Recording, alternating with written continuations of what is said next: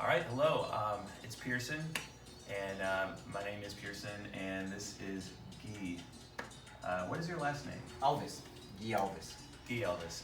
And I'm with Guy Alvis. It sounds like Elvis. and he has a yoga practice here in Honolulu, Waikiki, Hawaii. And we just did a practice. We did a yoga session here, and man, it feels great. I feel great. And I just wanted to talk with you, Guy, and just ask you a couple of quick questions about your practice and about yoga in general, because I'm very passionate about helping people kind of find their purpose or their true calling in life. Okay. And you strike me as someone who has found your purpose, your calling. And so, can you just say a couple of words? First of all, I'm really interested in Shiva. I guess Shiva was a real person. Is that? It depends on the interpretation, but there are many mythological stories about Shiva, in which I think what matters the most there, in my opinion, is just like the moral of the story. I don't think they're supposed to be taken like literally. Right. Yes, but as far as I understand, as far as I have researched, there was a person that might have been named Shiva, or a number of other names, just like Jesus was not really Jesus. There's so many other names they could have it. Buddha. Whatever. And so Shiva, in the history of like being a real person, was a very famous, virtuous dancer.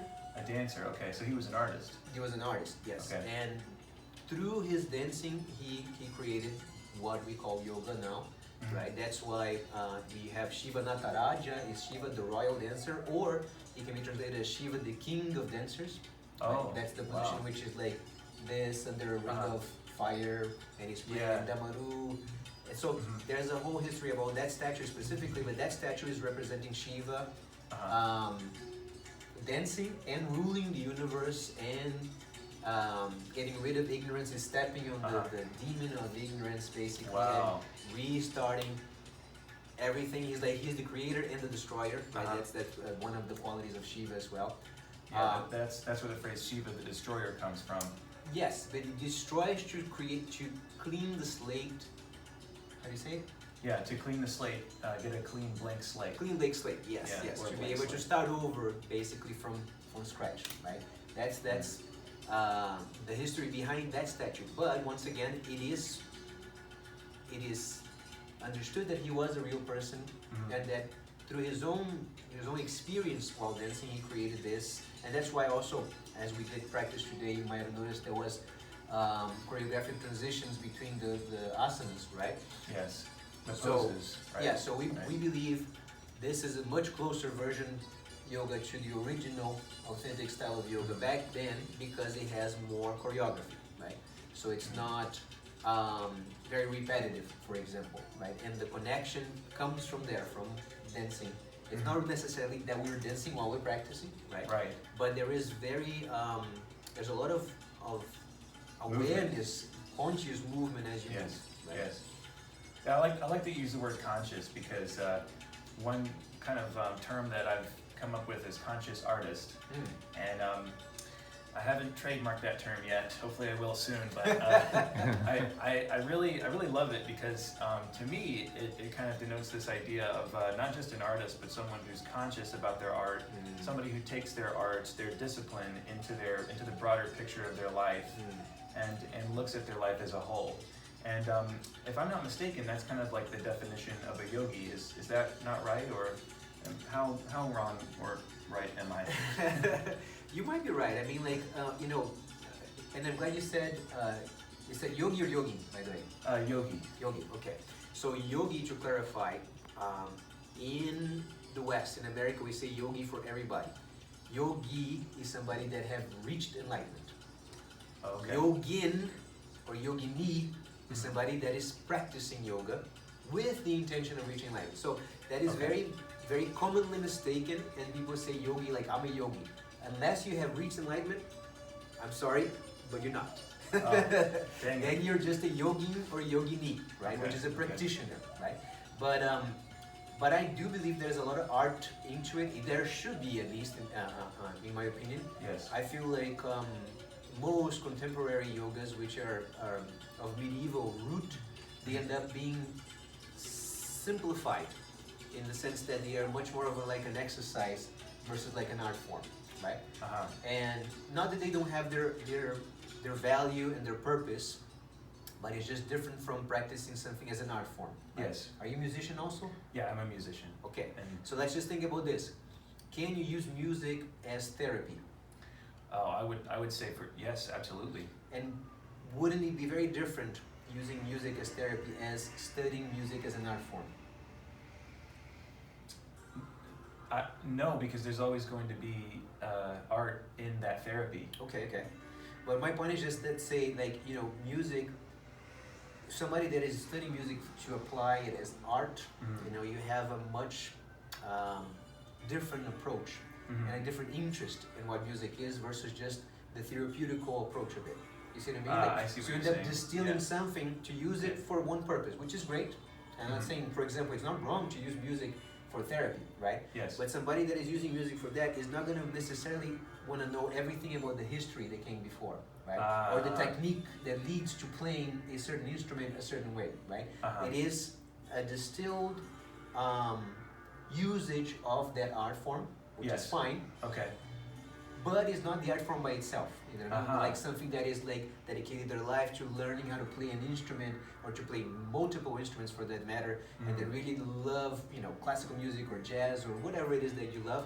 I think that the approach is very different. That's what I'm saying. You know? Okay. So I feel like in modern times, people use yoga for a very utilitarian Yes, I thing, agree. which is like, I stretch, I feel better, that's great. Maybe you run better, you practice sports better, but it takes away from the philosophical, theoretical component that comes, you know, besides that it exists in yoga originally, in which you are actually trying to learn more about yourself and then learn how to be yourself better. Let's say if that's a way to describe it, right? To be the best version of yourself. I agree, and I kind of hate that. It's kind of a Western It's just cliche. everybody uses that, create the best version of yourself, and I agree that you should aim for that, but I feel like it's been so used by now that there's so many people trying to do that in different ways, which is great, by the way, but not necessarily in an authentic, honest way, right? Yes. That's what I'm saying. Like, there's a lot of people saying that, but you know, you may be just selling this idea of something that is not really that something. So right? that being said, and thank you for touching on that, because yoga is so popular nowadays in the West, in the States. But that being said, do you think that it would be a good thing for someone, maybe say someone is not so passionate about yoga in the sense you're talking about, like in the serious sense of, I want to pursue yoga as a craft, as an art form, right? To get to a really high level. But say they're more serious about music like I am, or say they're more serious about something else. Do you think that person could achieve a similar level of enlightenment, let's say, or close to enlightenment through another means that's not the specific yoga means? I think so. I think people reach different levels of consciousness depending on how much time they dedicate to something they really like. And it could be music, it could be surfing, it could be painting, it could be writing, it could be absolutely anything. Obviously, there's a lot of different things that must come into place for somebody to actually reach enlightenment. But let's just say this: somebody that is very good at something and they haven't even practiced that very long. Some people are already good at playing music, or good at writing, or good at whatever it is, surfing, let's say calisthenics, right? Because they are good. And that is, it is talented, but I think you can also develop talent. I think you do have a certain level of enlightenment to begin with. That's what I'm trying to say. You are already a little more aware than most people, which doesn't mean you're better, for the record, okay? Awareness and consciousness doesn't mean you're better than anybody else. It just means you can see a little bit more than what most people can see. Right? So let's just say that some of us should wear glasses and we don't. And then you see a blurry vision of what life is until you find the right glasses, whether it's yoga or music or writing or you name it. And then you put those glasses, you're like, oh, okay, this helps me make sense of how life is, who I am, how I interact with other people, and how everything comes together. Yeah. right? Because that last part is, I think, is the most important part. How everything comes together. Because when we translate yoga, and people translate it in a number of different ways, it does literally just means union, right? And when you think about union, you think about how everything is interconnected. Right? Yes. And if we can all understand that everything is interconnected, we would be better people, not just to ourselves, but to other others people as well. And Yes. in the world, we can make a change, a positive change. Yeah, possibly. but basically just by changing yourself first, right? That's the Yes, point. Because I right. mean, we always try to, I feel like most of us try to change people by saying, hey, you're wrong, I'm right, this is how it goes, you know? Yeah. Whether you're talking You about should be music, doing this. yeah, you The should word- be doing the yoga, word even yoga. should. You should be doing yoga, you should be vegan. Don't should all over yourself. Exactly. That's a good one. That's a good one. Because if you do go about that route, it's you actually turning people off towards whatever it is that you like. I guarantee you that. I've done that before. You should listen to punk rock. You must skateboard. You know, like I used to be that guy. You know, if you don't skateboard, if you don't like punk rock, don't even want to talk to you. You know? Yeah. You're not even a part of my life. Never gonna be a You part of can my say life. that about yoga. You can say that about yoga, you And can say about veganism, you can say that about everything, right? So when you close yourself down, just say, this is the only way to live life and everything else is wrong, religion is the same way, right? Yes. And that's the problem. And I don't mean that religion is the problem, I just mean saying that the only way to see things is the way you see it, that's where the problem lies. Whether we're talking about religion or yoga or music or poetry or writing, it doesn't matter, right? Yeah. It does really shuts you down. It really makes other people shut you down because they are already turned off by the way you Makes sense think. that you're trying to tell them what to do, right? And Yes. Nobody likes being Nobody told likes what to that. do. And the best thing you can do is just be a good example. Yes. That's it, You can right? lead a horse to water, or you can lead a horse to find, well, maybe not a horse, but a person to find their best, their favorite, or maybe the one thing that's going to make them understand life better, realize the interconnectivity of life as you talk about. Yeah, and that's a beautiful image. I love the image of the glasses, putting on the glasses and kind of finding a more focused vision of life. And I believe that finding someone's art is the best way to do that personally. Yeah. And that could be anything. And Absolutely. that's what I hope to help people to do, is to find their own unique expression. So Okay. yes. Can I expand on that a little bit? Oh sure. Yeah. No, it's just funny because you say that, and I think a lot about this as well, right? And I agree with you, and that's why I do what I do. I feel like it helps people figure out who they are and what really matters to them and whatnot. And unfortunately, it is something that is not available for everybody, not just because of how much money you make, because yoga can be expensive and this and that, whatever. But there is a social relation to it, in the sense that you're only going to look for self-knowledge or self-awareness when you have your basic needs met, right? So that Yes. goes, that is what Abraham Maslow means in the pyramid of needs, right? On like having shelter, food. Maslow's love. hierarchy of needs. Exactly. So even for you to help somebody get to the point of being interested in this, first we would have to allow people to have access to those things, right? So even if you come to like a community in which they obviously would benefit from this, very likely they need all those things first. That's And to a be very good, good point. not just say Yeah. that they shouldn't, by the way, you can and should teach yoga or teach music or teach people, whatever it is that you think is going to help them. But in reality, it's going to have a larger impact, and people are really going to take this in when they are feeling safe, in the sense that I have a roof over my head, I have Absolutely, food, I have love, I have safety in general, right? I'm not afraid of natural disasters or my government or whatever it is, Coronavirus. or coronavirus. So safety, well-being, Yeah. a sense of security. These are all very important as a starting ground. Yeah. Before you can even think about these higher callings, like what you, how you will express yourself as an artist. Yes, I understand what you're saying. And at the same time, the struggle is also important. So it's kind of like I'm saying something that is very contradictory to what I just said, but I'm just saying we need those things to be able to really dig deep into something that is not necessarily necessary in terms of survival, right? Because you need to Yes. survive first. But once you have your basic needs met, then you can pursue those things with little worry. Not zero, because there's always going to be some level of struggle, right? Sustaining something as an art form, as I mentioned before, punk rock. I played in a punk rock band for many years. Oh. Not very sustainable, by the way. Right. But it was something I loved doing, and it taught me a lot of things. And I like pursuing things that are difficult because of that, because I feel like it really makes you grow. So it's not to say also that once you have those things that allow you to feel safe, that you should just sit and be there, because that is also what normally happens, right? Right. You don't want to get stagnant. Things. Exactly. Yeah. Once you get those things, it's very likely that you get complacent and you're like, okay, I got it. It's very easy to kind of fall into a trap where you've got everything lined up. You've got all your ducks in a row, so to speak. Your basic needs are met. You've got food on your table, a roof over your head. You maybe have health insurance, which is no small thing nowadays. So you've got your basic needs met, but you're kind of stuck because you're not really thinking about these other higher questions like, what do I want to do with my life?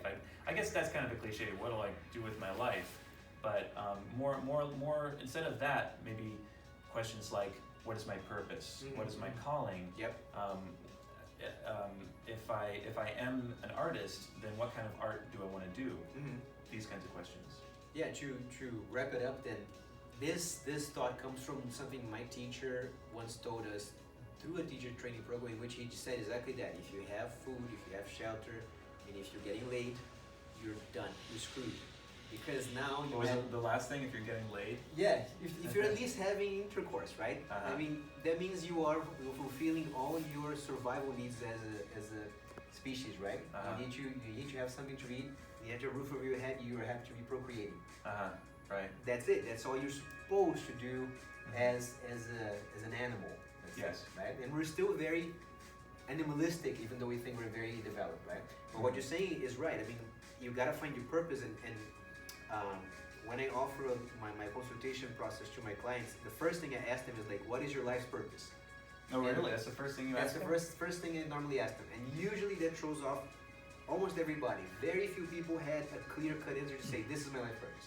Okay. Normally they have to stop and think, and this is a process that happens over months. We do it again, and people say something now, 3 months from now they actually have a better idea, 9 months from now they might actually have another idea until they figure out really what it is. So it's not something evolves. It evolves over time. And it's not something that we normally think about, because normally you're just thinking, I gotta cover all the bases. Yeah. And then you cover all the bases and you just keep doing that. That's called survival mode. Yeah, you're just in survival mode, exactly. Yeah.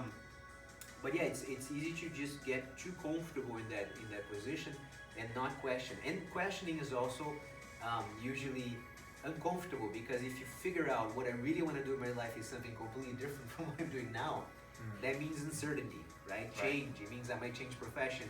It means I might need a divorce. It means I might have to move to another country. Yeah. So normally we don't want to think about those things, but it would be actually less sad, let's just say that, to go through those challenges, face them head on and get to where you need to be, than to just pretend that everything is fine when it isn't, which is what most of us do. Right. Most of us, we get very comfortable, and it's easy to stay comfortable, but we want to push ourselves, to ask these higher questions and to see how we can express ourselves, and I believe that's ultimately why we're here.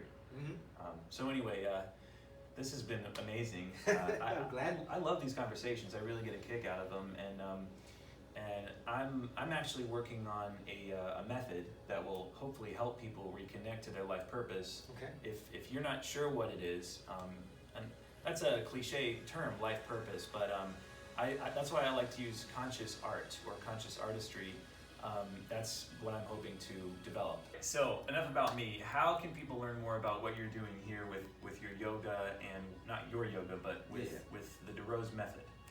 Well, technically I'm not doing the DeRose method anymore. Oh, okay. But I am teaching Swastika, which is still a big part of what the DeRose method was. And to find more about what I do here, you can just look up HQ Consulting, HNL, which is Honolulu. Either on Instagram or Facebook. If you just type HQ Consulting HNL, you should be able to find my business account, and there you can get in touch with me, and you can take classes online wherever you are in the world also. So just shoot me a direct message and I'll connect with you. And I would definitely suggest and recommend connecting with Guy. He's a great guy and a wonderful teacher. Thank you. So, thank Appreciate you, it, Guy. It was a pleasure. Yeah, thank you, man. Thanks for tuning in, guys.